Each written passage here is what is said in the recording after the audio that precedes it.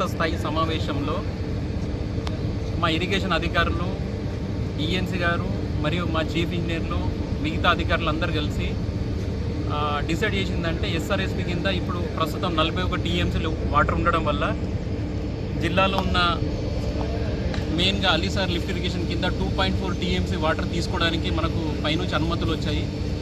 ఆ భాగంలో ఈరోజు పొద్దున నేను ఎగ్జిక్యూటివ్ ఇంజనీర్గా మా ఏఈలు డీలు అందరు కలిసి ఈరోజు ఇక్కడ అలీసాగర్ స్టేజ్ 1 కోస్లీ దగ్గర ఒక పంపు ఆన్ చేయడం జరిగింది. తద్వారా ఈ వాటర్ మళ్ళీ స్టోరేజ్ పెంచుకుంటూ మిగతా 2 పంపులు కూడా ఈ సాయంత్రం రేపటి వరకు స్టార్ట్ చేసేసి రేపటి లోపు నిజామాబాద్ చివరాయకట్టు వరకు, రేపు ఎల్లుండి వరకు చివరాయకట్టు వరకు నీళ్ళు తీసుకొచ్చే ప్రయత్నం మేము చేస్తున్నాము.